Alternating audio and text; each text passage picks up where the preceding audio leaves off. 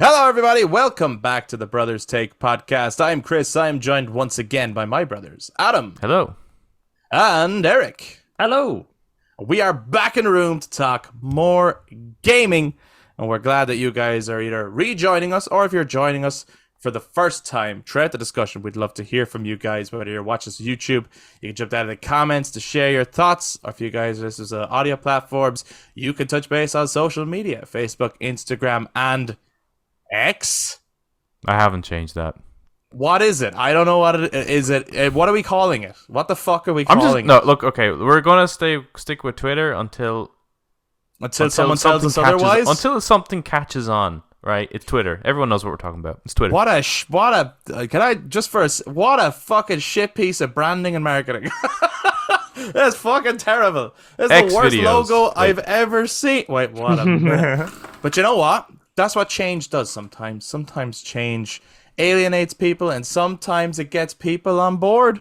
And that's what we're going to be talking about. Do you think this people week's years episode. later will be like, looking back on, no, Twitter just sounds stupid, Yeah.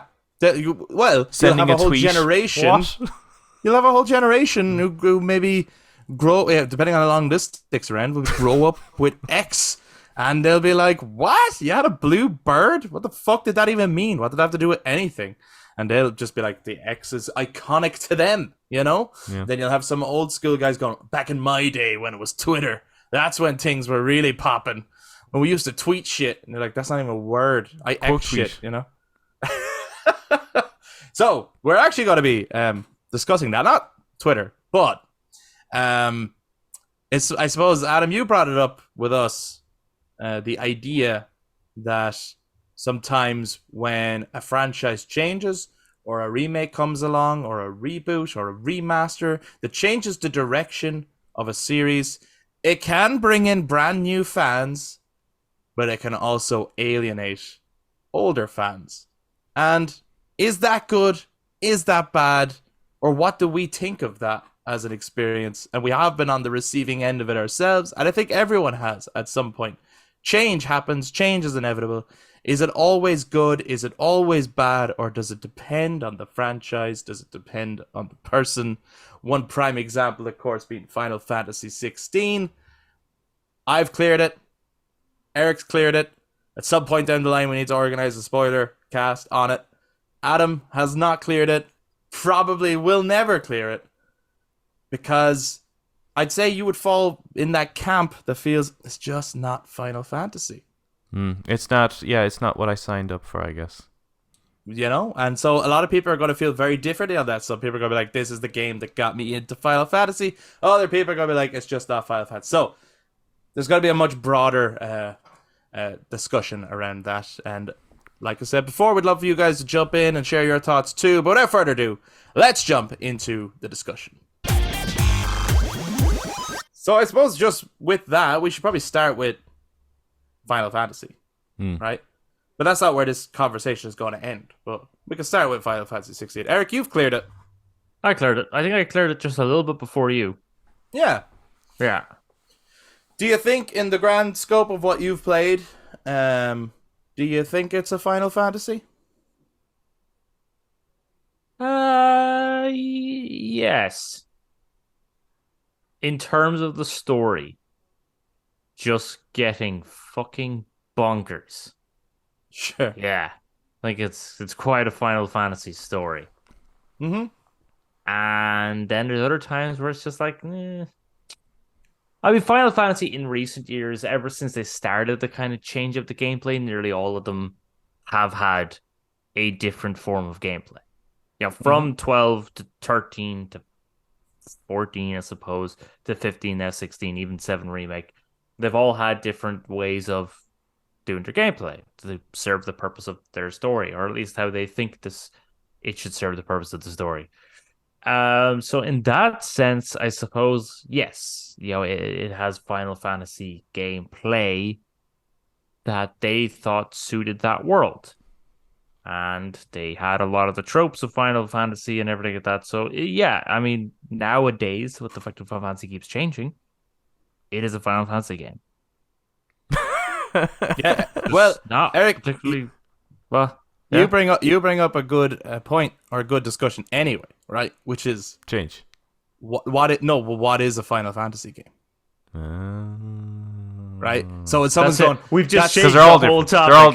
They're all different. no, but if someone's going to be like, someone's like, that's not a Final Fantasy, and this is a Final Fantasy. It's like, well, what is a Final Fantasy? And then you're gonna have, and Final Fantasy is one of those unique series in terms of gaming, right? Where, if someone brings out a new Uncharted game, right, and it's a first-person shooter in space with lasers, we are all gonna go, that is absolutely not Uncharted, right? It's just not gonna have the identity or the feeling of Uncharted. Whereas with Final Fantasy, I mean, someone can love one of them and hate the rest.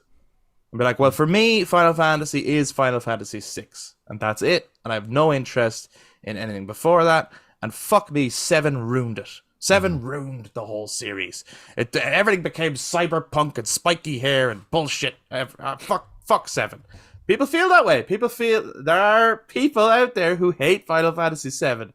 Overrated. Yeah. Everyone loves it. But then there's a whole generation of people who that's the game that got me into the series. Right? Yeah, I guess there's it's not a unique take, I think, when a Final Fantasy comes out to say that's not Final Fantasy. It's probably happened every time there's a game that comes out, but it's just more amplified. That's how you know now. That's how you know it is a Final Fantasy game, is when you have divisive people, someone going it's not, and other people going yes it is. Then it is a Final Fantasy game. Right. If everyone agrees, that's Final Fantasy right there. Then it's shit. Then it's just your typical fantasy game. It's just a sequel to one of the other ones. It's like it's Ted 2. Yeah.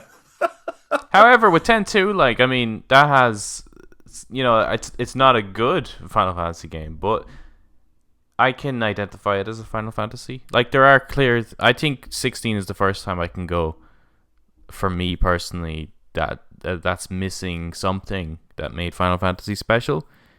Whereas with the other ones, it's just more of I can identify them as Final Fantasy, I just don't necessarily like how it's done. Sure. Mm-hmm. So what is 16 missing? Because it's a bit like the other comparison I would make, right? The other comparison I would make would be Metal Gear Acid. Okay. It's a Metal Gear game. Yeah. It's not really a Metal Gear game, though, is it? Well, it's not a Metal Gear Solid game. Well, it's not even a Metal Gear game. Metal Gear is about, like, proper... Like, I mean, it's more turn-based, but with card system. It's like a trading card game, but like with XCOM nearly style. So is it just using the name it's a strategy game. It's a completely different game, but it's a strategy game. There's no tactical espionage action. Well, this is where this gets more complicated then, right? Because you get a series like Mario. What is a Mario game? There's so many different Mario games, and it's never... I've never heard anyone say, that's not Mario. Why would that series get a pass for experimenting? Well, no, okay. Constantly changing it up. Using an example that you used just previously. Sure. If they released a game that was first person in space, shooting lasers. Right? And maybe it was ultra violent as well. And fucking Bowser's ripping people apart. Like Luigi gets his head torn off. Right. That's not a Mario game. Because Mario has to be family friendly and has to be party friendly. And a platformer. But Mario Kart is not a platformer. No, Mario Kart isn't a platformer. But it's almost like that's... you can have Nathan Drake in All-Star... the Battle Royale style fucking game, right? You can have... I don't even know if this is actually a thing. Yeah, I suppose is Master Chief is in Fortnite, right? But it's clear that's not a Halo game. Sure, so Mario Kart is a spin-off. It's a spin-off, but it's much game. Like Mario and Rabbids, right? It's like they're using the character featured. Solid Snake is in Super Smash Brothers. I wouldn't say that's a Metal Gear game. Fair, yeah. Well, my only difference is that Mario Kart is the title. Like, it's a Mario. Yeah, they're using Mario Kart. to sell it, but like I mean, there are Final Fantasy games that have. Yeah, Yeah, but they're not. It's clear that they're not the mainline series. sure. If you get me. But are they still Final Fantasy games? Well, they share the title. They are in title, I guess. Dissidia is, Yeah. it's a different. Yeah, is Dissidia a Final Fantasy game? Is Dissidia more a Final Fantasy game to you than Final Fantasy 16? Well, No. we would have to play it, wouldn't we? We'd have to play that. I've played Dissidia. I played a little you? bit of Dissidia. I Yeah. actually have. It's a fun. It's one of those. It's another style game with characters you enjoy, right? So, Yeah. but I feel like you know what you're getting into though when you see Dissidia. I do have one slight complaint with Dissidia, and I suppose it's not really their fault, and yes, I will admit I haven't played the game, but this is actually due to the dossier. It's just a lot of males with swords. It's like, well, the variety sucks. Yeah. Well, so that's a comment on the series as a whole, then, really, isn't it? A lot of male with Is that swords. There's a lot of males with swords. It's like they're quite repetitive in the protagonist. Yeah, here. I'd say 10-2 is a little bit of that at least that was an interesting attempt, But, Yeah. and 6, the main character is female, isn't it? And that's regarded as one of the best ones. That's Terra. Terra's awesome. Yeah, 13, and I well, suppose. Lightning 13, but 13 got a trilogy, so yes, there's not a lot of male protagonists. In Final Female. Fantasy. Female. There's Sorry, loads of there's males. too many male. But I would say that Final Fantasy as a series has really strong female characters, and so it's they kind do. of They do. a shame in Dissidia that you don't have more options for like Yeah, that's Tifa really would weird. kick ass in a Actually, I fighting just game. assumed that there would be. Like when I say I played it, I played like a few hours of it, enough to say this isn't for me. But Sure. yeah, that's Yeah. actually surprising to hear that there isn't any of the other characters in it.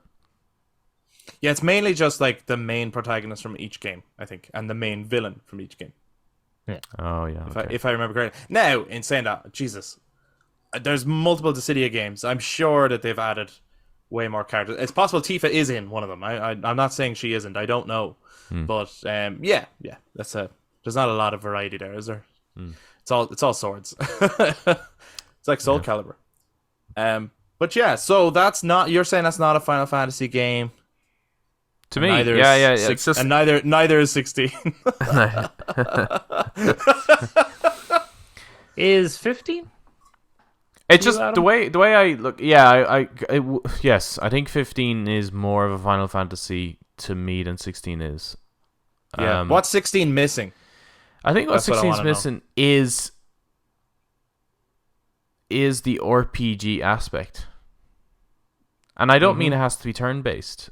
There's just nothing in it, at least where I am, and I think that's a bit unfortunate. I don't think you need to be playing 60 hours of it before you start opening up to RPG. True. I think at its heart, Final Fantasy is an RPG, and if it's missing that, I mean, you can still do action RPGs, like they've existed for a while now. But I just think it leaned too heavily on the action and forgot about integrating the RPG aspect. Yeah. Or in some cases, the RPG elements feel like an afterthought. Like, Yeah. oh, we better put in a little something here. But so then, what I wonder though is if you take that one element, but you have everything else, pretty much. That one element is all that. So what if everything else wasn't there, but it was an RPG? So there's no summons, no chocobos. No chocobos. Well, no chocobos would be a big what the fuck? Come on. Yeah, I mean, it would Wouldn't be it? a bit weird. It's a bit like I suppose imagine Star Wars without Tatooine or a Tatooine lookalike. It's just Yeah. Or Star Wars without spaceships. I Star mean, Wars without they're spaceships struggling at would the be- moment to try to do one without including any form of a lightsaber whatsoever. Yeah. That's because Though they that know can what actually be the- done, but It can, yeah, but they know what the audience like, exactly, yeah. But I mean, Andor is their story without lightsabers, and it's doing very well. So it can be done, of course, but a lot of people are there's more like into the Jedi struggle. there's certain elements, I guess, that just almost need to be in there, and chocobos are in there, so they recognize that aspect of it is important. Yeah. I'm thinking more just on the gameplay side of things. Yeah. You can still do action RPG, but I think it's, and I don't think it's a very good action game anyway. So that would be like I've got a lot of problems with the game, regardless of it not feeling like a Final Fantasy. I think if it had more RPG aspects of it, that would actually, I could forgive the action a bit. Sure. Yeah. You know, because I'm like, oh yeah, well, you know, it's not really an action game. You know, it's an RPG, so the action's kind of secondary. But without any of those RPG aspects, it's like it kind of has no excuse then. Yeah. See, to me, there's enough there to that it is a Final Fantasy game. The question becomes, is it a good Final Fantasy game for me, as opposed to, is it a Final Fantasy game? Like, to me, it definitely is a Final Fantasy game. And it's just taking a turn and a change and a shift. It's experimenting with an aspect of the formula that they feel was driving people away. I'm surprised that that's the thing that they felt needed the change. Because, I mean, well, to me personally, 7 remake perfected. Oh, yeah, that's just combat for a Final Fantasy game, right? But we also don't know when production on this game started, or how much the teams are communicating with each other and that kind of thing, or how separate they wanted to keep one from the other. But like, when you go back and play the old Final Fantasy games, when you have like 6, 7 different titles in a row with very different stories, very different characters, but all pretty much the exact same combat, you do start to wonder, it's like, why do you keep changing the combat? If you get a combat that works, why do you feel like now with every title you have to change it? When for a long time it was the exact same, with just minor little shifts in terms of like, this one might be very job based, or this one might be very magic based, or, you know, there would be differences, but it's not like if you play Final Fantasy 9, the combat isn't miles different from Final Fantasy 7. No. But 7 has a materia system. That's what makes it different. But is 9 time based? Is that time based? It's the it's the active time battle system. Right, Yeah. Yeah, I think like with them, there's like, it's recognizable, isn't it, as Final Fantasy, and then once it switches to 10 and becomes the turn based system, it's still obviously recognizable. But it is different. It's like the way you go about this, those battles are a little bit different than when it's in time. And I think there's a lot more involved in the customization of each character. Like, you had tons of characters to customize with what you can give them, equip them. And I just feel like even in 16, that aspect is still like, I mean, you only have one person to deal with here, and it's really reduced. Yeah. In comparison to the job system in 12, which I like the job system. It's just the rest of 12 was kind of hard for me to get into. But I did like the job system. I think the sphere grid was that's a game in itself. Like, that is insane. I think it's good though. It's a good system. That's peak Final Fantasy for me in terms of character customization. Like, you have to nearly be strategic about what way you're going to customize your character. Like, it's I find that more fun, actually. Yeah, the sphere grid. Right, but, and I acknowledge everything you're saying, does that, just because you find all that more fun, does that make 16 not a Final Fantasy? Well, that's obviously, for many it is, because it's like getting crazy ratings. You know, like, people are loving this game. Yeah. And it is only a vocal minority, I think, that are like, not my Final Fantasy.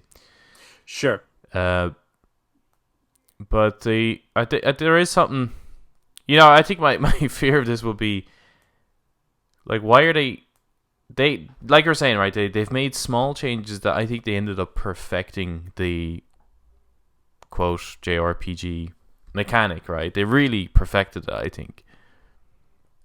With like maybe 10. But for some reason after 10 they tried to completely shifted up, right? But it's like every game is now a change. Right. Like They can't after settle 10, on- nothing is Yeah. the same. Okay, we established now that we can see, like 12 onwards is like, okay, we can actually see the enemies. We can engage or get around them, evade them if we wish. But the actual way in which we do combat with them, that's different in every single one. And it's like, well, why not try and perfect it then? Like, it's clear that you want some sort of more action-oriented one. Why not try and perfect this one? Because every time you change it, you're like starting again. Yeah. It's an interesting one. The Final Fantasy series is fascinating. But, like, because if someone's like, right, which one should I start with, right? Which one would you say, actually? If someone was to say, now, right, a lot of people, 16 is their entry point, and they're probably like, which one should I play next? And I think that's a good point in terms of games maybe that change that then alienate fans, where it's like, I just finished 16, I loved it, which one should I play next? Yeah, I think that's a more interesting discussion nearly than a couple of old people talking about, you know, the way games were better back in my day. Sure. It's more interesting looking at younger people. This is their first Final Fantasy. You know, will they be incredibly disappointed? Because I think it's that different that even going to 15 will be a huge disappointment. Okay.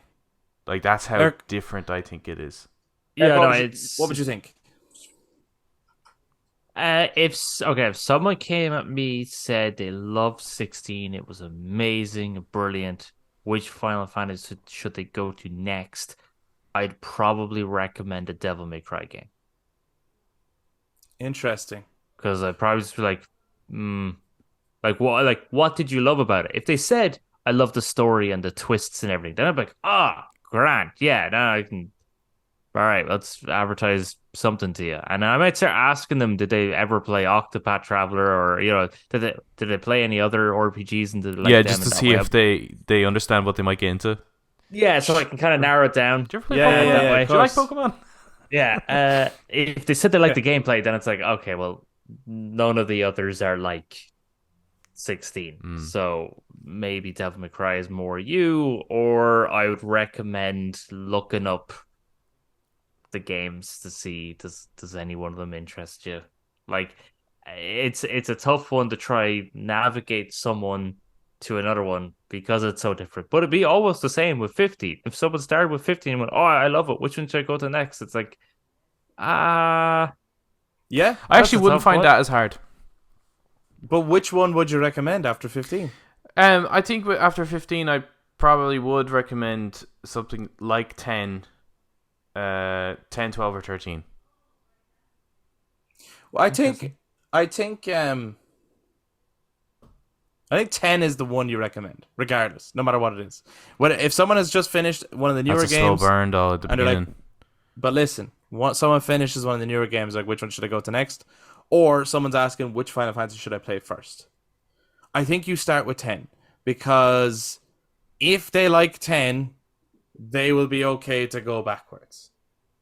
If they don't like 10, and forwards, if they do not like 10, maybe they like it. And if you can pinpoint why they didn't like 10, you can then kind of figure out whether they should go backwards or not. Because, like, so for example, obviously, big fans of Final Fantasy VII, but I know that's a hard game to get into now if what you've grown up with is Naughty Dog's games. I know that Final Fantasy VII, the original, is going to be really hard to just jump into. It's not necessarily nowadays a good entrance point, even though it's like the greatest game ever and you're missing out. But it, like, you know, the blocky graphics, the text boxes, the combat feeling probably slow by today's standards, even though then it was pretty fast for a turn-based game because you had that active time thing that made you go, I better go quick or they're going to get their attacks in. I need to think fast. But nowadays, it might feel a bit like, oh, especially when in the beginning, when you don't have the materia and everything to slot through, you're literally just going between attack, magic, item. So it takes a long time before it starts feeling like a big, deep RPG. I think I want to ease them into 10 first, though. What do you mean ease into 10? 10 Like, eases if they you in itself. I think if they played if they played 16 and like 16, right? I think I would push them more towards. I think Crisis Core is probably the closest in terms of, what the gameplay might feel like. A Yeah. little bit. I think Crisis Core would be it. But I would push them towards 7 Remake just because there is enough action in there. But if they start to like really enjoy the tactical points of like the more menu based decisions, then you can go, okay, here you go. Here's what you like. But if they don't like that, if that's like, then I'd say, okay, don't go any further then. Yeah, this series isn't for you then. Yeah. There's- 7 Remake I think is the perfect bridge between where the series was and where the series is going. There's a guy I met briefly who, yeah, he's saying he actually didn't like the gameplay to 7 because of essentially the tactical element of it, of pausing at the action to make your decisions. Is a 7 remake? The remake, yeah. Yeah, okay. I think he said he did like 16, or just he played the demo or some 16 and kind of liked what he saw there. 14 was the first one he ever played, so that was naturally his favorite because that's usually how it goes. And then Yeah. he said Definitely. 13, and he was talking to someone else who was interested in getting into Final Fantasy, but he turned to like me, and he was saying like 13 now. I just don't think we were ready for the gameplay of 13. The first thing that popped, I didn't say it. I was like, I'm not getting into this topic because you already lost me with saying 7 was bad. 7 remake. But Sure. the first thing that popped in my head was 13 got a trilogy. I'm pretty sure we were all pretty ready for that gameplay, considering it got a trilogy. Yeah. So, yeah, some people have weird decisions when it comes to Final Fantasy. It's an interesting. Yeah, I think you are right though. It's like the first one you got into, that will forever be your love, right? That'll be your staple of what Final Fantasy is. Yeah. Maybe. Like for us, the first one was 7. It wasn't the first one I cleared, but it was the first one I played. Yeah. Uh, And then you start judging against that, right? You start Yeah. kind of going, well, how does it hold up against that? Even with the characters, you start going, well, how is this cast of characters in comparison to the members of Avalanche and stuff? Well, it's that's another thing about 16 that I think is something massively missing that makes it not really a Final Fantasy game. Like it is Party. a Final Fantasy game. Party. yeah, I Leaving the hideaway and not getting to choose someone to bring with you. And I was like, this is fucking weird because there's very clearly a whole cast of characters. Yeah, I mean, there's elements of it where you're like, it's like you're nearly there. You're nearly there, And there's even like things of like I do miss some of the RPG elements, and even as I was playing the game, I was thinking of ways that certain classic Final Fantasy RPG elements could be integrated in this combat system that I think would have made it like a really cool take on Final Fantasy combat. For example, you're always waiting to use your abilities, right? So you use an ability and then there's a long cooldown. And you can equip certain things to make the cooldown shorter, and that's supposed to be the tactic, right? I was like, this ability, as far as I know, and I've cleared the story, done all the hunts, and done every single side quest available, every single one. So I feel like I have a fair knowledge of the game, but maybe I missed it somewhere along the way. The ability haste is not in there anywhere, right? Same as like the ability slow and stuff. Now, to me, how haste would work in a game like this is when you cast haste, it quickens your cooldown. Your character doesn't get faster, but you can start using your abilities faster. To me, I was like, that's fucking genius. And then slow would just slow down your enemy. and would that be like They're in order attacks to less, use something like that though? Is it like an item like a potion, so you only have like a few of them, or is it an MP thing? Would you have to introduce MP?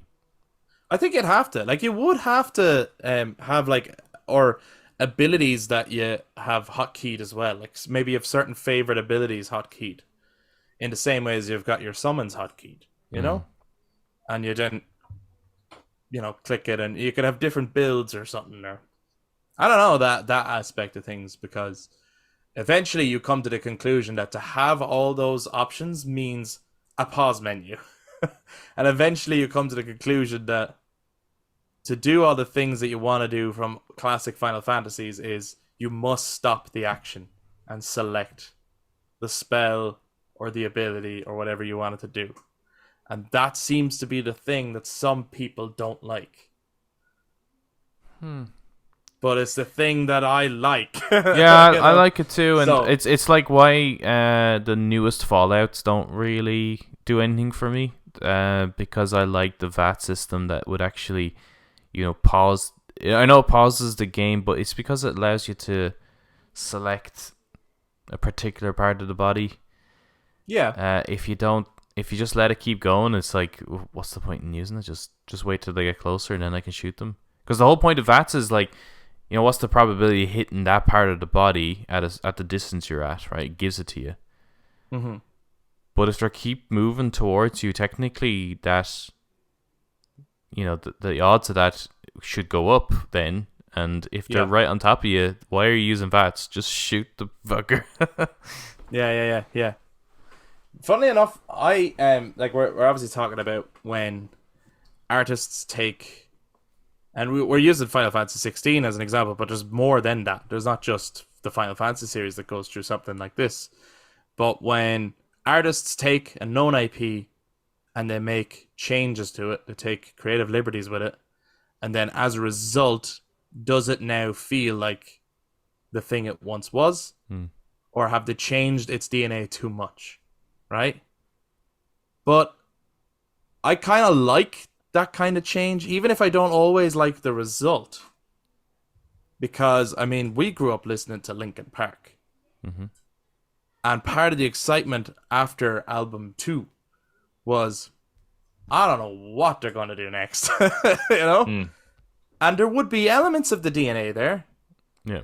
But you could not pick up Shadow of the Day and go, yeah, that's a Hybrid Theory song right there. It's so not. It's so not. It's not, yeah. But it works, And so maybe... Well, it works when the context of that album. Right. So then does it go project by project? Yeah, I mean, yeah. You know what I mean? I don't mind that either. I think it's a little... The hard thing though is like, I really respect obviously artistic creativity and like being able to push the boundary and do what you want as an artist. However, this is a commercial industry, and that conflicts heavily with art. So the market dictates the direction that this shit goes in, regardless if the artist wants to do it or not. Yeah. And Linkin Park fell to that as well a little bit. We could say by Living Things, their creativity was starting to veer more towards what will get us on the radio. Sure. Yeah. So when it comes to things like this, it's like I don't care if there's going to be experimentation, and if it's good, it's good, and whatever. It's when it's like, oh, people love this, so we'll just do this now. Because the Tomb Raider series, I think, I think that kind of fell off. And it's clear it fell off because, what's the new one? Shadow? Is that called Shadow Tomb Raider? Shadow Tomb Raider. Was Obviously the last didn't do one, as well as they were hoping. Because he kept kind of doing the same thing. And Tomb Raider kind of lost its identity a bit. I would say with Rise of the Tomb Raider was starting to lose its identity. That's another good one, because I always liked the character of Lara Croft. I always appreciated the iconography of it. Wasn't a huge fan of the PS1 Tomb Raider games. I understand their importance, but like playing them, I've never cleared one or anything, and I've never gone back to clear one either. I do have nostalgia for playing around in that mansion and everything. But I came in on, like, when I really came into it, apart from like I enjoyed the movie as well, but that 2013 reboot Tomb Raider was like, oh, this has me. I love this, and I want more of this. This is what I want now. Yeah. But I know people, I have friends who fucking hate that game. It's not not my Tomb Raider. They're like, not my, same conversation. Not my Tomb Raider. Nah, Sure. not her. That vulnerable Lara Croft.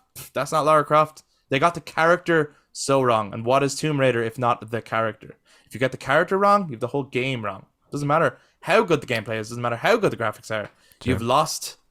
Whereas for me, the interesting thing was wow, they've taken an iconic character and made them vulnerable, made them more human. I find them a little bit more relatable now. Not But to those mention are the two- gameplay was badass. It was great. The gameplay was amazing. But those are two very different takes. They are. I love playing. I sometimes go back and play that first one because it's on. Isn't it on the classic? Is one of them on the classic? Oh, the very first one. One of the Tomb Raiders is on it. I can't remember which one. I can't remember where I was playing it then. I must have it on the PS3 or something. But I love going back to play it because it's. I highly recommend it. If you can get your hands on it, it's worth playing because it feels like you know when you watch those videos of people doing the demakes of games. Yeah, it feels like that. Like it's just so fucking like this is so clunky. It's Right, yeah. amazing. That's very interesting of people, and I understand the concept because sometimes you can get something and you go, that's not my character. They got the character wrong. I do understand that, but I wonder if people had that opinion with Kratos in 2018 God of War. I would imagine Yeah, I think there was a few. It's probably a minority because when you think about it, like, let's be honest, the Norse saga of God of War is more popular and way bigger than the Greek era, right? Yeah. But there's definitely got to be people out there who are like, they lost it. You know what I mean?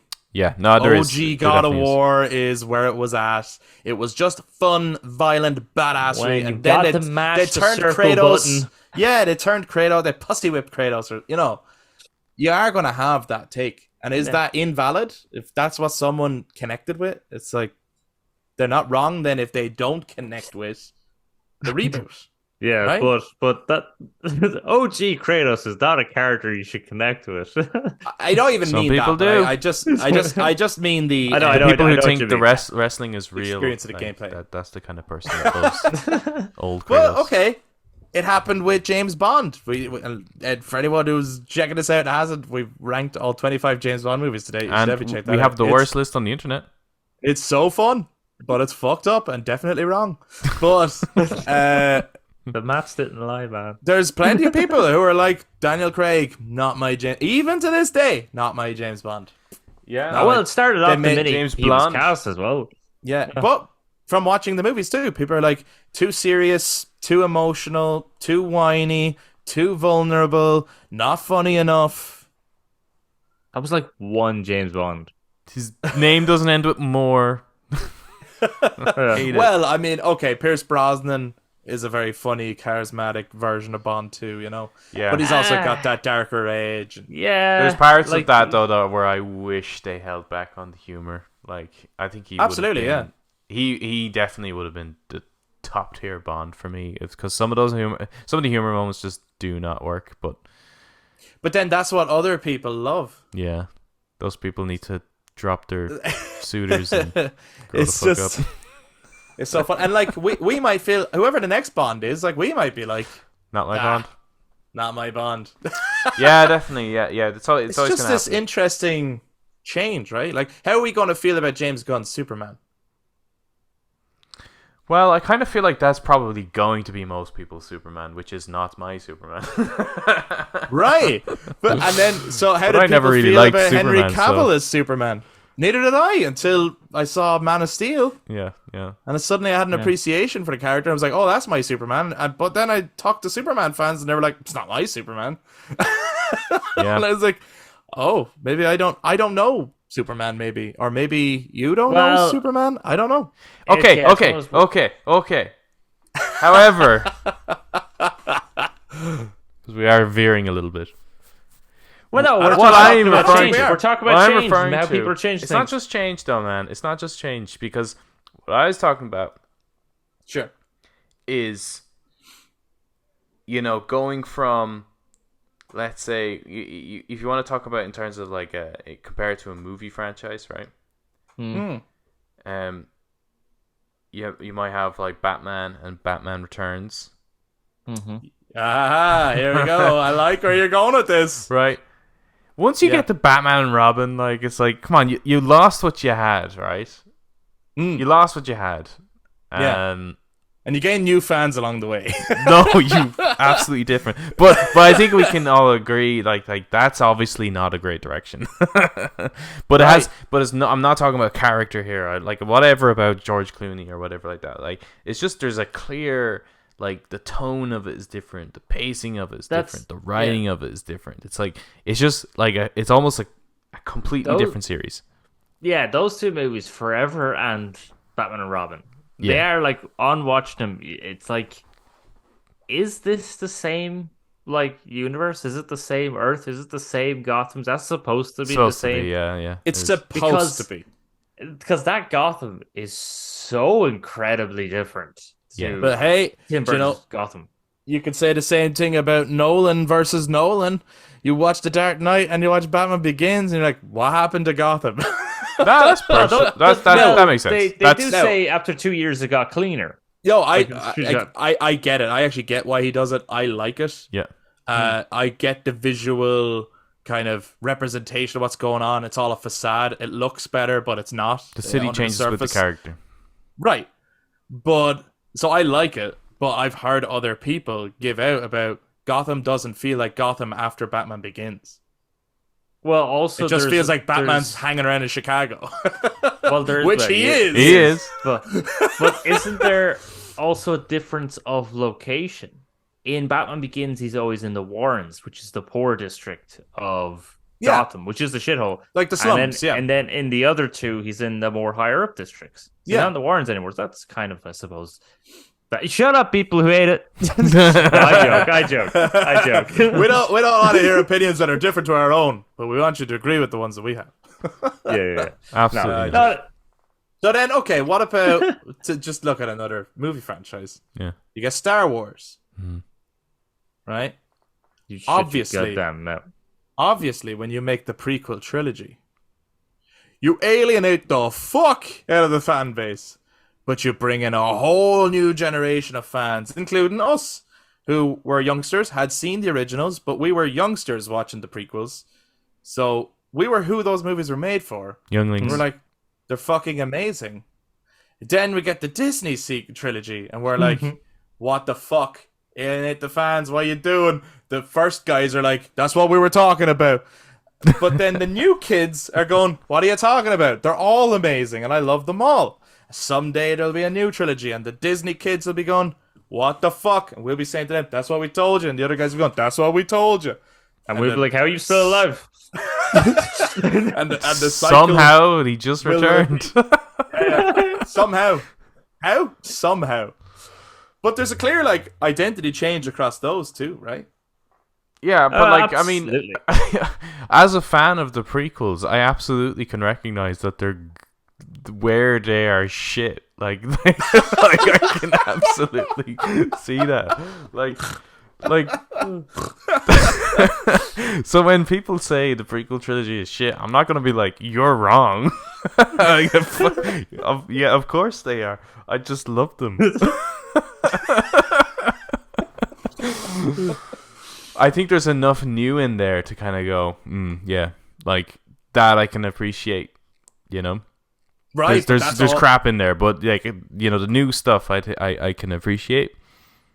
But did he totally change the identity of Star Wars at that point? No. It did feel different. There was a different vibe of Star Wars. I don't think so. I think Attack of the Clones did, oddly enough. I think that's the most different. Well, that's in that trilogy. Right? Yeah, I know. But I think I'm talking about that trilogy. When I watched the first one, I was like, this feels oddly familiar. Right. Probably because there's I don't know why. A little bit more because Tatooine is probably the practical effects. It's practical effects. There's a little bit more practical effects in Phantom Menace of the three. And then with the third one, still a lot of CGI, but obviously feels familiar because it runs into the back arse of the fourth one. So you have So you're bang on actually. Attack of the Clones probably feels that most. That feels like a video game stuck in between. Jango Fett, and you got what I mean. You got there's some familiar elements there, but there is also a very different directing style to those three movies to the originals. Very different. They're very And again, I like the prequels. I enjoy them. I'll watch them no matter like if they're on. I'll watch them. I love those movies, but I can say objectively, the originals are really good movies. Oh yeah, they're way better films. Must Yeah. watch amazing movies, and the prequels are not. Yeah. Uh, Yeah, I think it would start to feel not like Star Wars. And I realize what I'm saying here, and it's not just to serve my purpose, but I feel like it is, but go ahead. I just realized before I say it that it actually sounds like it's serving a purpose here, but it's not. I swear to fuck. But let's say you made one without John Williams. All of a sudden, it doesn't feel like Star Wars anymore. Right, but that's been done, right? And Yeah. I think Rogue One felt like Star Wars. I really do. I think Rogue One Yeah. felt very much like Star Wars, and that didn't have John Williams. Yeah, maybe that's why I didn't connect with that film.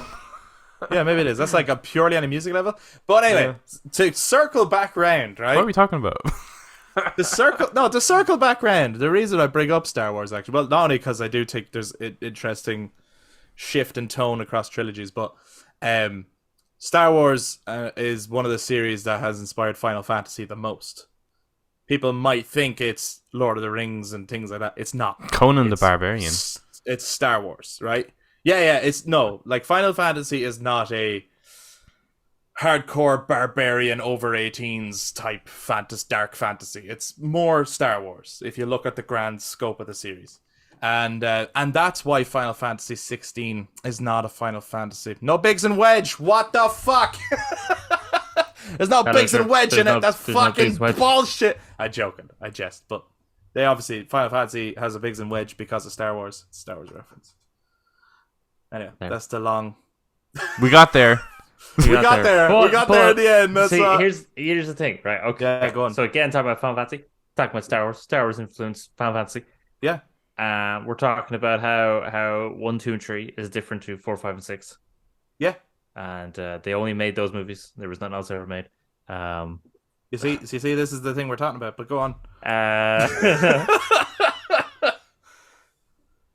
While they are different, while the prequels are different to the originals, I still think it serves the purpose of expanding on the story and the lore and the galaxy. Much like when you had 2018 God of War. Now, I'm not saying that the prequel trilogy is as good as the Norse saga of God of War, but it's that idea of expanding upon it. And that, sometimes you can be quite different and it does work. Again, with Final Fantasy, you have so many that are... Final Fantasy VII Remake is a sequel to Final Fantasy VII Original. But its gameplay is completely different. Come on. At this point, you should know. At this point. Well, actually, you say that, but there's actually a guy in work who's currently playing Final Fantasy VII Remake, and he got to the end, and he didn't really like the end, and I had to explain to him. Sure, yeah. Well, it is a sequel, so that may be why you didn't like it. So sometimes you can be different, and it can work. Of course it can. Other times, not so much. I think it's interesting with the whole... If a new fan gets into Final Fantasy after playing 16, will they... It's regardless of actually whether or not they go back to play it. I think if it was, let's say they were after Final Fantasy VII Remake, they decided that they're going to remake 6. Will a fan now who got into 16 like 6 Remake? This is an interesting one. So if 6 gets remade, right? That'd be class. With the combat style of 16. Oh, no. Yeah. Who gets pissed off more? Yeah. Right. So there's two directions you go with this, right? Let's say it's like, we should remake Final Fantasy 6 because tonally, that's the most like 16. It's also a lot of people's favorite. I think people would love it. Story-wise, people would love it. And people are digging 16, and a big part of it is people are raving about the story, I mean, no one's saying it's the best combat ever. They're liking the combat, but nobody is saying, best combat ever, make every game like this.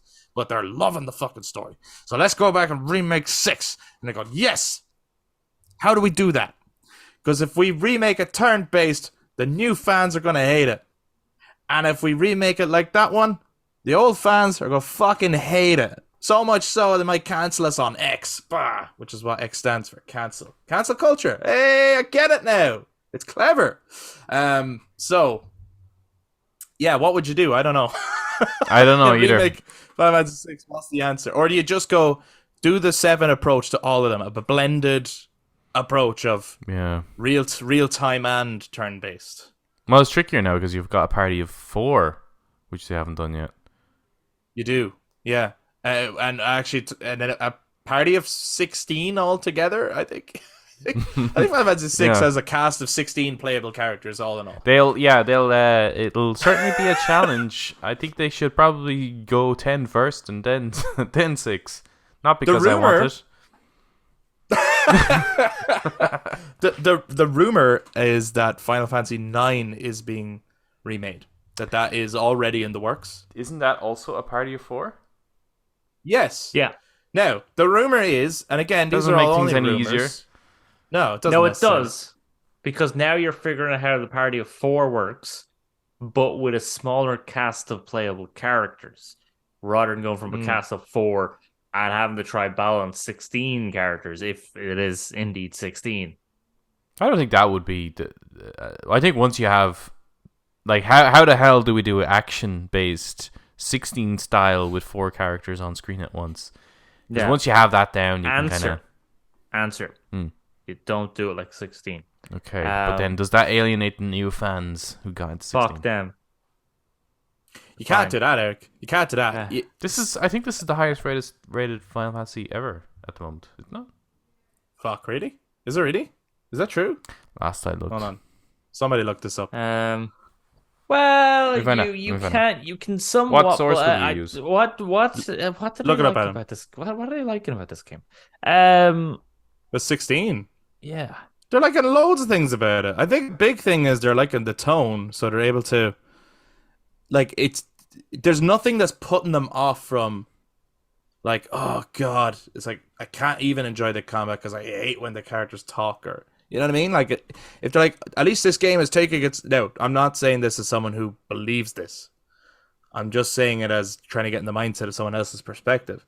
It's like, at least this game takes itself seriously. The other Final Fantasies are so silly. You know what I mean? Like, I could see people getting into it based on the tone, and because they have that as their then they start liking all the other elements. Okay. Because I feel like your mood gets affected by certain things, you know what I mean? Like, do you ever watch a shit movie? And you know it's shit. But the music is so good that you're like, I'm having a great time with this movie because... Like Resident Evil Afterlife or something like that? Or it's like music's actually... Where you're like, I know this is crap, but I'm having a blast. Yeah. Something gets you in.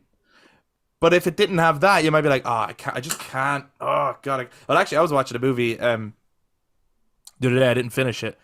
Old by M. Night Shyamalan. I have heard about it, and I've heard it's shite. Or at least the twist is shite. It's awful. I don't even care. I'm not going to finish it. I don't want to know the twist. The dialogue is terrible. Someone else might love it. I don't know. But there you go. It is awful. Have you heard, actually, I know we're getting sidetracked, but just talk about movies just for a second. Have you seen the trailer for a movie called Slaughterhouse? Oh, with the sloths? Yeah, It's like the next Cocaine Bear. Yeah. You see now, the fans of Cocaine Bear might feel alienated by Slaughterhouse. Slaughterhouse? Because they're like, not my bear. According to Metacritic, 9 is the highest rated. Interesting. Yeah. That doesn't shock me, though. Yeah. But 16 is very highly rated. Yes. So, yeah, rumor has it 9 is being worked on as a remake. Rumor has it will be turn-based. Cool. And that it will all be done in one game. Nice. But these are all only rumors. I feel like that could be true. And I feel like Final Fantasy VI, which if remakes keep working out the way they are, and they seem to be well worth a studio's time nowadays. We talk about remakes nearly more than new titles. I feel like 6 won't be touched until 7 is finished. Because I think 6 would demand a trilogy too.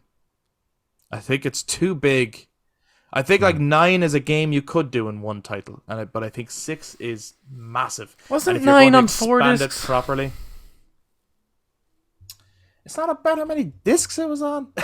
But surely Get it that's here. a lot of content. There is a lot of content. 7 now. I'm not saying there isn't. 7 was 3 discs. Yeah, you I just know. get- yeah, but I know 9 had, higher fidelity graphics, but that's a lot of. I guess I'm just talking about like the big key events that when you expand them, you start realizing. Oh, like there's Final Fantasy 6 takes place over years. Yeah. You know what I mean? Like there's a huge time jump and everything, which is like a perfect cliffhanger for an end of a game too, and stuff like that. Yeah. And there's a massive cast, and if you wanted to expand those characters, you need way more time. 9 is quite a small, compact cast, and it works well as a really tight adventure. That you nearly don't want to break it up. You want to keep going. I don't know if there's many great cliffhanger points in 9. It just keeps rolling. It's just that kind of game. 10? If you were to remake 10, could you do it all in one? Or do you feel like there's too much in it? Yeah, no, I think you probably could. Right? probably take shit out of that. Probably. What did you just say? What did you say? Remake the shit out of that. Yes, but no. You can remake that, but I was going to say you can take shit out of that. Like, Oh, you can take stuff out of it. You could probably also add stuff to it, though. Yeah. I feel like there's more intent could be fleshed Put the out. dress Like, I think- sphere yeah, in but there. like pronouncing his What to say? Put the jet sphere in there. No, the dress the sphere. dress sphere from Final Fantasy X. You know what? As a mechanic, it might not be a bad idea.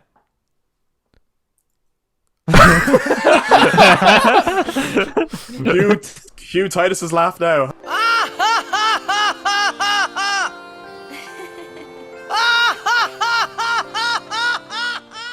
How could you remake it though? Come on, who could? What do you mean, honestly how?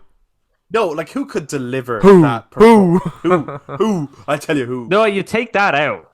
What do you mean you take? You can't. You don't take You it can't. out. Take That's- it out. That's like No, saying, no, you lean into it. You make it even cringier. Like, You I mean, have if to. they left the fucking bumblebee, whatever they call it, honeybee in. Oh thingy, yeah. If they left I was that just in, about to say, yeah, that's like Yeah, taking but out that the cloud actually cross-dressing that's sequence. that's actually like pivotal to the story. so of getting is in the and saving people. laughter. It's fucking not. It is. absolutely, it's so pivotal, Yuna and not only is that, fucking miserable, and he's just like, he's trying to give her a bit of light in her life. yeah. Yeah, but I'll do something else. And from the fake laughing, they actually burst out laughing. Because it's cringy and embarrassing, and they laugh at the embarrassment. It's a pivotal scene. It's also probably the thing people remember the most about that game. Yeah. I remember Imagine no remaking sin. 10, and yeah, I know that, but I'm talking like across the whole. It's memeable, Like, imagine remaking 5 out of 10 and you took the laugh scene out. There'd be uproar. Uproar. Absolute uproar. 0 out of 10. Yeah, but I'm sure there's stuff in that. 10. Like Worse, you're talking not about my there's Final stuff in- Fantasy 10. yeah, like you're talking about their possibility of remaking 9. You're saying there's probably stuff that they could take out, but I'd say there's probably something in your head. You might be like, "Oh, take that out," and other people are like, "No, you can't take that out. It's pivotal for." I don't think they would take anything out of 9. I just think they'd be able to do it in one game. But it'd be a long game. Like, I mean, you play 16. It took me fucking 60 hours to finish it. Like, The long game. It's it's a long game. I really you- stopped paying attention to conversation in that game. So yeah, I'm just saying some games might demand that big trilogy feeling, and others maybe not. Okay. And it's more so on the story it's telling, not on the others like key sequences. It's interesting where we went with this conversation because the main reason I wanted to discuss this, right, as Final Yeah, Fantasy with a jumping off point, and I just want to get it in here before we have to finish up. But Well, we are on remakes, so go ahead. Metal Gear Solid 3 is getting Yeah. a remake. We were right. all like, I don't know, because although I really want a remake of Snake Eater, I don't want you to start with that one. And I think this one has an even bigger issue than with what we're talking about with Final Fantasy. Anyone who got into Phantom Pain, I think, is going to be immediately disappointed. Like, if Phantom Pain's your favorite Metal Gear, I think you might have a problem. Maybe, I don't know. Maybe Snake Eater will actually really blow you away, and it's just the graphics Yeah, is probably maybe holding you back.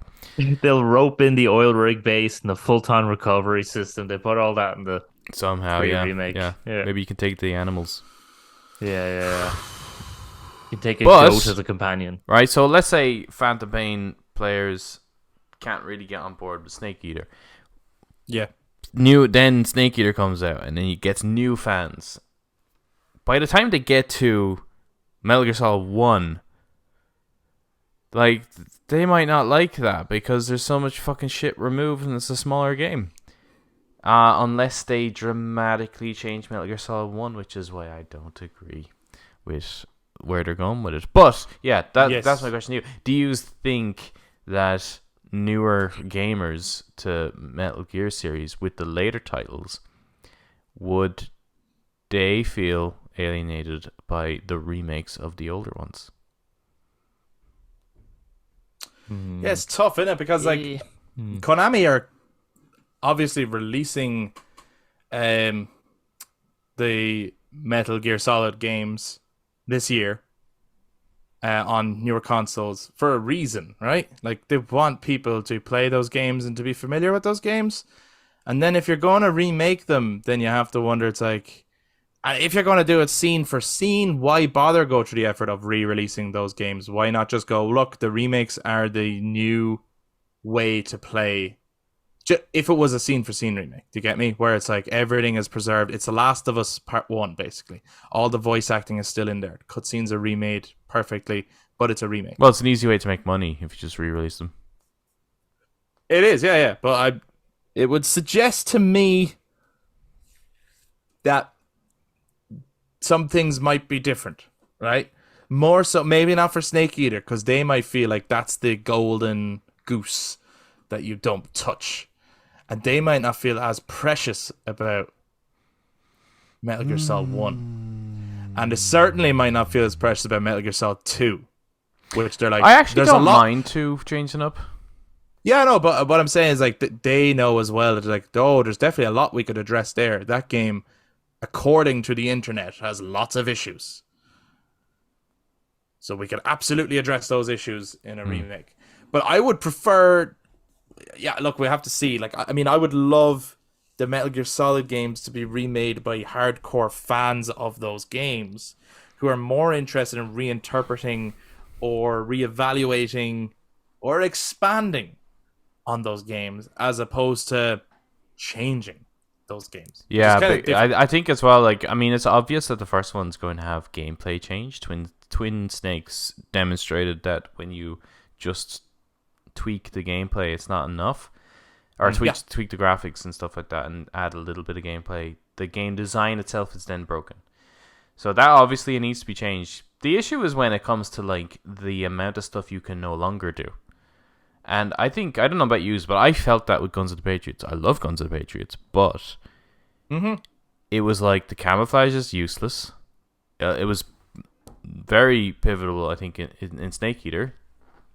And all of a sudden I don't really need to do it because it just does it automatically. So I don't even have to think about that anymore. So you can kind of think that feature is now removed. The survival about like what to eat, I felt like that wasn't really there either. Like any of that kind of stuff where you have to go hunting for your food and stuff like that. So Guns of the Patriots in a gameplay perspective was a huge step down from Snake Eater, I felt. So you might just experience that all over again.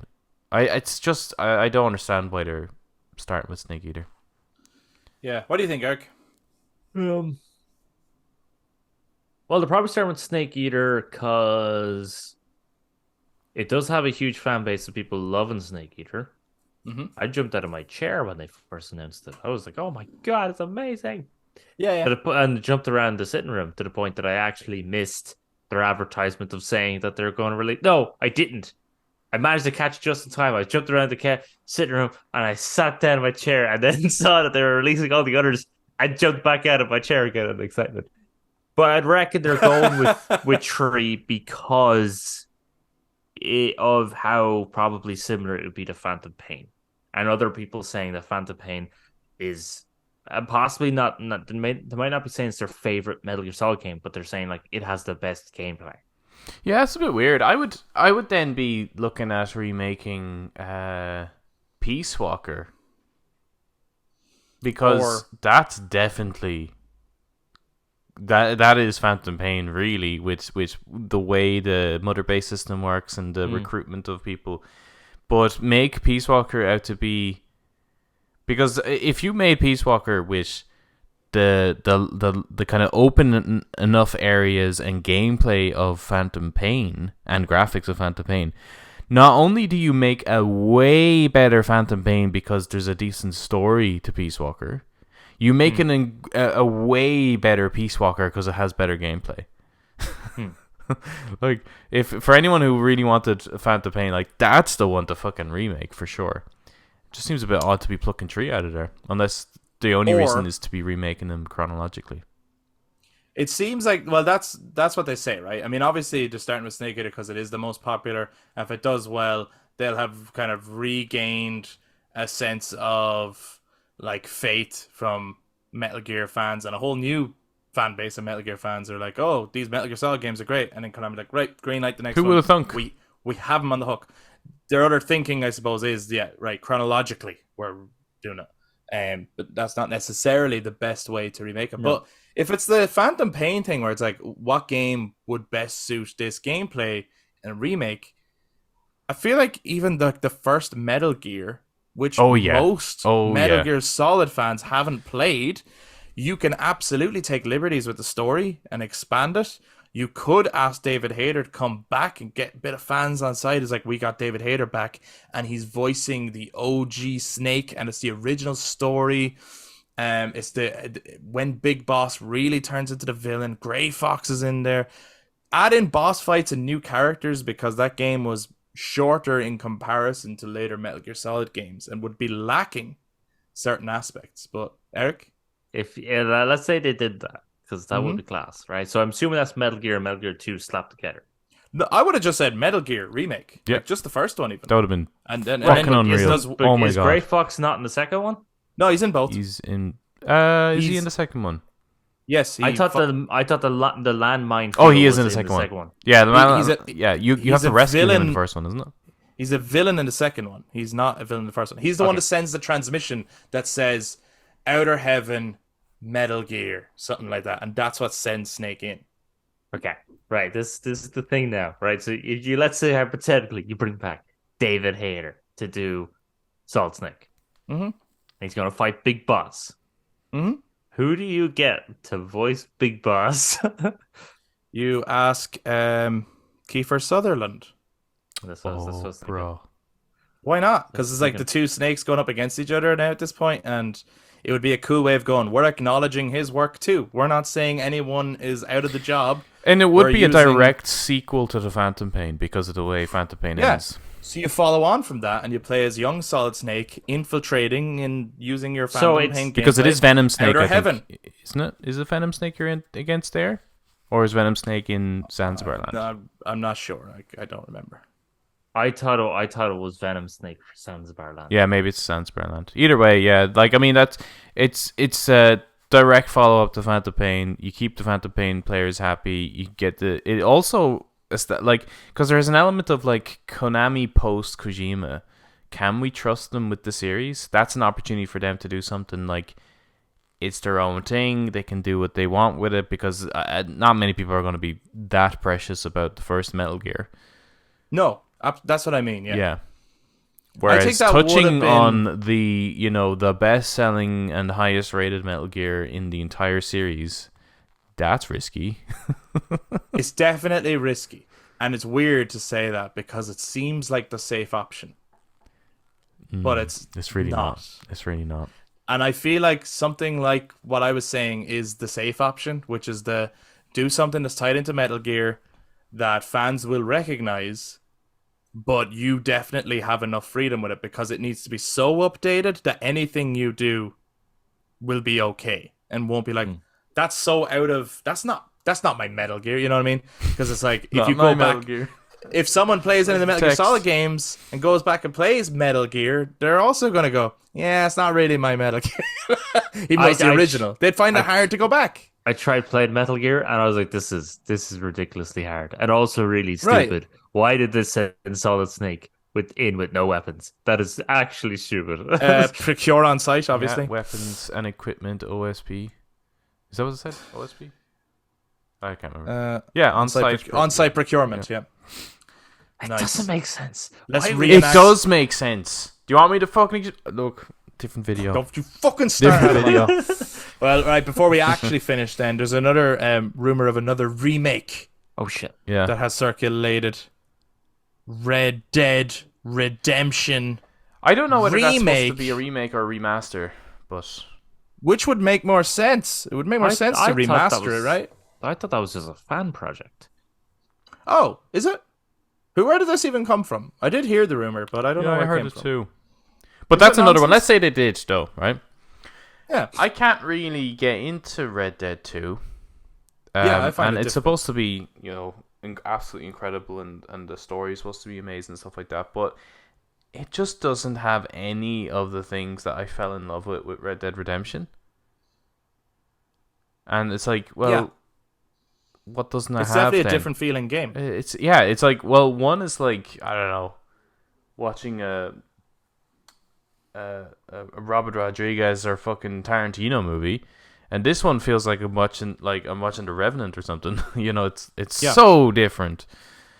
And then that's that whole thing where we were talking about this for this whole episode, which is the, did they change it so much that it is no longer the thing that you liked about it in the first place?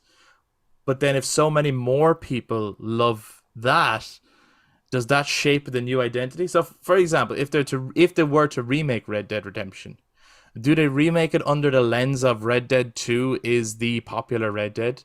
So make Red Dead Redemption more like 2? I hope not. But I feel like Right? if they don't, though, like those who fell in love with Red Dead 2 might be very disappointed with Red Dead, or just feel a little bit like, oh, something's off here. Mhm. I think there's elements from Red Dead 2 that they can take to put into Red Dead 1 Oh, for sure, yeah. to expand upon the Absolutely. game to make the game worthwhile, other than just because otherwise all you're doing is upping the graphics and going, hey, buy our game, we just upped the graphics. Like, no, thank you, Last of Us Part 1. So I think there's stuff in there. I like the sort of the cynicism of Red Dead 1. It's like it takes itself seriously, but it still almost has that Grand Theft Auto feeling. Yeah, You know it's a what I mean? Where satire. it is sort of satire, kind of taking the piss out of then the Western, the old kind of Wild West lifestyle. But I think there's things that they can do in there, such as like looking after your horse or something, building the bond with your horse, or there's the things like all the different clothes options and the hair, and so styling Marston to be the way you want him to be, as well as the customizing of the weapons and stuff like that. And I think graphically as well, they could do that. Just don't include like the really ridiculous concepts of hunting. I wouldn't include that because that was a pain in the arse that I just never got into. Do you think Yeah, Rockstar, though, can do a remake of Red Dead 1? In terms of, like, yes, that it is a satire, right? There's some stuff in there that they could draw unwanted attention to themselves, I think. There is, but I mean, they remastered the GTA games, and the only thing that got them negative attention was that they were just The rain. really bad remasters. Yeah, well, hopefully but, they like, don't. The content and do stuff that. didn't in any way, because I think people. Maybe you're right. There's something different with Red Dead. With GTA, people know full well at this point in the game industry that it is satirical. It's nearly like going to watch a South Park or a Family Guy. And if you're going to sit down and take that too seriously and go like, oh God, they should cancel that comedy, you're missing the point. So with GTA, you kind of, it gets that pass. But because Red Dead 2 was so serious and basically was the Oscar-nominated style game, if you were to revisit Red Dead 1, which maybe a lot of people haven't even played, there might be a bit of, the fuck, you can't say that if you took it too seriously, you know? So, though it's interesting. I don't know. Like, does the reputation of a franchise, in one sense, give it a pass, and in another sense, it's like, no, you can't do that. You know, Yeah. even if the content is clearly satirical. I don't know. These are wild conversations. That is the thing, though. Like that. That's why I just couldn't get into Red Dead 2. There's just something about like Red Dead 1. It's as well as the expansion. Oh, what was that called, Eric? The Undead Nightmare. Undead Nightmare. That was fucking unbelievable. I think that was the first. I played that before first. playing for Red Dead Redemption. Yeah, I played that first. That got me into Red Dead. Like I was just like, this is absolutely unbelievable. There's like a little bit of like a Rob Zombie, House of Horrors. That like you're not really like it's obviously shit monster movie. Yeah, type like real B movies shit. Yeah, I fucking love that shit for just all its like absolute corniness. Like it's just it's so crap, but like there's it's done really well. Yeah. But like Red Dead Redemption is like that, but it's a fucking cowboy movie, That's kind of like Until Dawn. You know what I mean? In a way, like they're not the same, but Until Dawn is very clearly like if it was an actual movie, there's no way it's not getting Oscars or any of that. It's a real shitty B movie that maybe ends up on Netflix, and that's where people start actually watching it. Yeah. But the game does it so well. I'm not saying that to shit on the game. It's done really well. Yeah. It's a great game. Do you reckon? Like, because I always wondering like why they took that direction. Because I just couldn't finish Red Dead 2. So that's quite interesting. Because similar with Final Fantasy 16, it's like I just can't bring myself through it because it's just not what I signed up for. Right. So with Red Dead 2, I'm wondering, did they decide to take that direction due to the third act of Red Dead 1? What do you think, Eric? As in when you become more of like a family man and stuff like that. Yeah, like the third act, satire sort of dies out of it. Yeah, it starts to become, and let's face it, the end is, Well, the end to me is a very Rodriguez or Tarantino ending. Yeah, but it's not funny. There's nothing funny about the end. Oh God, no. No. It's actually, it's a tragedy. And I wonder, because that like struck with so many gamers, did they feel like, what if we make right? What if we make the whole game that? But it did though, right? Like the ending of Red Dead 1 actually impacted a lot of people. Like a lot of people were talking about.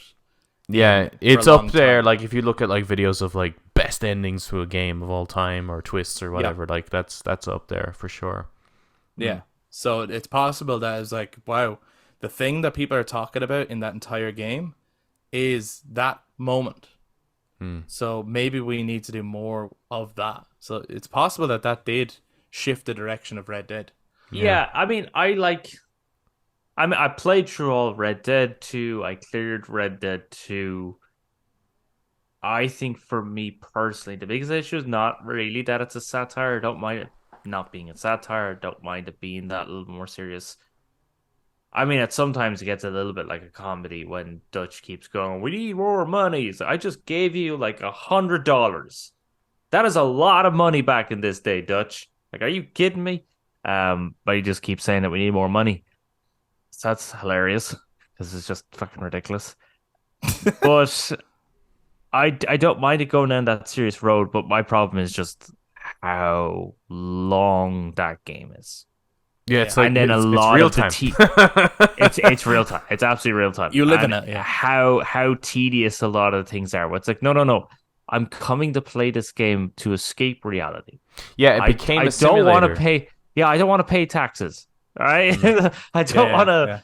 There's some really cool shit in there, but yes, I think amazing. There's some the amazing simulator aspect of it. It's just like, lost the fun arcadiness, I think, of the first one. Yeah, but yeah, I think if people like really love the second one, I wonder how they would feel about if there was a true like 1-to-1 remake of Red Dead 1. Would that alienate them? Don't know. Possibly.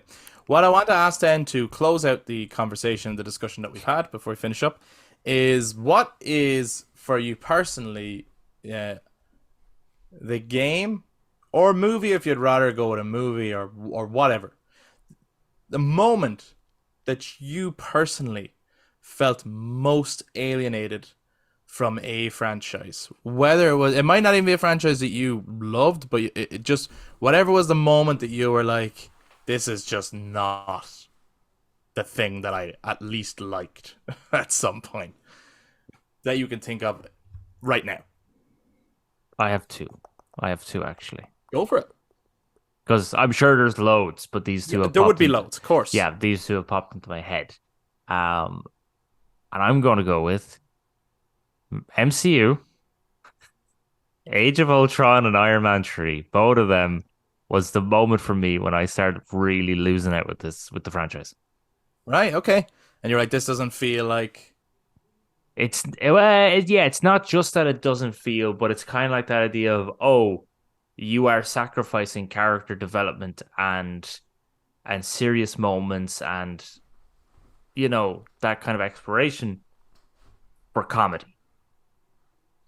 You know what I mean? It's like you had Iron Man 3, the way it's advertised looks quite deep, looks quite serious, it looks like a good finale for the Iron Man trilogy, and became a giant joke. Everything was a joke. The Mandalorian, the Mandalorian, the Mandarin was a joke. You know what I mean? All that, and it was just like, you've ruined this character. This character seemed really interesting and cool, and now you've ruined him by turning him into a joke.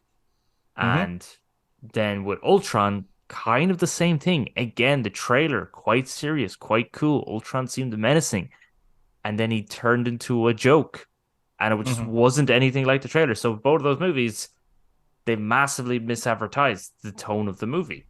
Yeah. And so for me, that's what alienated me, because I was like, that's not what I signed up for. And everyone else was going, yeah, but it was funny, so it's good. It's like, no. So, yeah. Nice one. Adam, what do you think is the thing that that you can think of right now? Obviously, if you had more time to think, you'd probably come up with we'd all come up with very different things, but... Yeah, there's a load of movie series. Yeah. But in terms of gaming, well, with the movies, like, yeah, I would agree with MCU as well. You got further than me, Eric, before I clocked out. I think Pirates of the Caribbean, like that one. So there's a couple of movie series. Gaming, I don't know if there's anything, because it's not like with Final Fantasy 16 that I would just go, oh, I'm not going to play the next one, because sure, it's gonna be so different. A series where maybe Metal Gear, but then it was the last one, so. Yeah, but that's the thing. It could be that where it's like they might get you right back on track with another one, but in that moment you were alienated. You felt like, you know what I mean? Yeah, I mean, the Phantom Pain for sure was just like, this is not Metal Gear. It's just not. It's that same feeling, right? Yeah. Whereas for other people, then they came on board and was like, oh my god, this is Metal Gear. Yeah, you know? This is what Metal Gear needed. Yeah, yeah, exactly. So I think that brings us full circle, because I'm right with you. I had the same alienating feeling personally for Phantom Pain. It just didn't feel like Metal Gear Solid in the way that I want Metal Gear Solid to be. Doesn't mean that for you out there who loves Phantom Pain that it's not Metal Gear Solid. It's just not my Metal Gear Solid.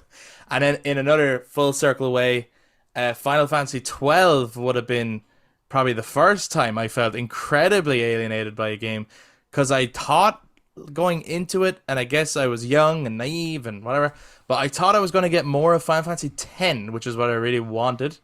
And when I played 12, I felt so like, this is not... So I know exactly what people mean when they say, this doesn't feel like Final Fantasy. That is undoubtedly a Final Fantasy game. There's no question. Final Fantasy 12 is a Final Fantasy game. But it's not what I wanted Final Fantasy to be. Which is exactly where we're at with 16 with some people, and then with others where it's like, this is exactly what I wanted Final Fantasy to be. Yeah. But we'd love to hear from you guys. What do you think about everything we've discussed? Like, there might be a certain point where you're like, I want to pick you up on that one, or I want to add to that one. What was the game or movie or whatever else you want? Show, maybe? You could be a last season of Game of Thrones type person. What was the moment you felt most alienated by a series or a franchise that you originally Season 3 of The Witcher? really... Witcher, maybe? That you were so into that suddenly there was a shift or a change, whether it was tone or story or direction, that suddenly you were like, it just doesn't feel like the thing that I once loved? What was it for you? We want to know. If you're watching this YouTube, drop down in the comments to share your thoughts. And if you enjoyed this discussion, why not give us a thumbs up, hit subscribe, ring the notification bell for all future content.